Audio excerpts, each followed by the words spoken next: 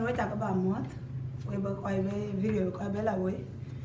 an ko ta we katin ka lo ai na che ye dier wa che ka cha da ka bu nyot mit ko mit lo ben wa chu je la mit ko ya ne ja mit ko bi ka lo we chan wa man wa chin nim ka ben ka nga to ba kan rin cha ran jam tan cha le yen kwa an man bu cha ka mot Anang mabie manyong mabiur kwenya ala twi jaja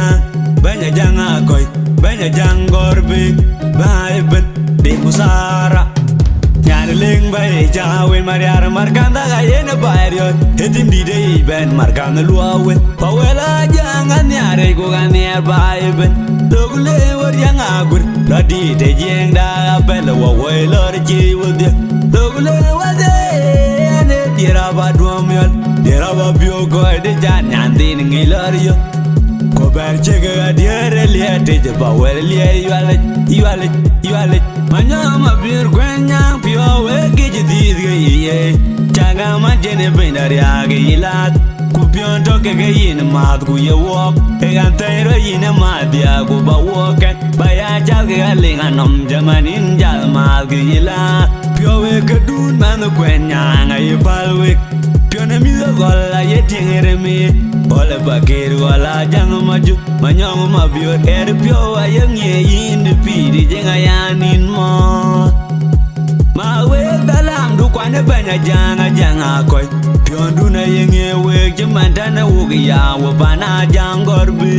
nyar ling bay jawe mariar markanda gayena bayrio etim di de ben markanda luawe pawela janga nyare go ganier bayben dogle war yanga gur ladi de jeng da bel wo we lor ji wudye dogle wade ane tira ba duomyol tira ba bio go de jan nyandin ngilario ko ber chege adiere liete je ba wel lie yuale kan ye yo yim duom ya duom we nang ma dien yen ja be na yan lodi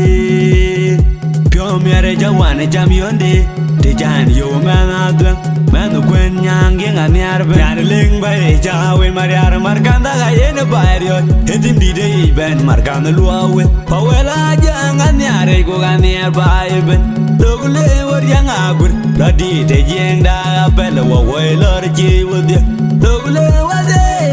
ane tira ba duomyol tira ba bio go de jan nyandin ngilario ko ber chege adiere liete je ba wel lie yuale nyir gwada ge bene lore jantode lor ya diera ji lorawit men yuda bedan ke wor men ba wel aja bada judyong nyene lie yar ling bay jawe mariar markanda gayena bayrio etim di de ben markanda luawe pawela jangan nyare go ganier bayben dogle war yanga gur ladi de jeng da bel wo we lor ji wudye dogle wade ane tira ba duomyol tira ba bio go de jan nyandin ngilario ko ber chege adiere liete je ba wel lie yuale nyar ling bay jawe mariar markanda gayena bayrio etim di de ben markanda luawe pawela jangan nyare go ganier bayben dogle war yanga gur ladi de jeng da bel wo we lor ji wudye dogle wade ane tira ba duomyol tira ba bio go de jan nyandin ngilario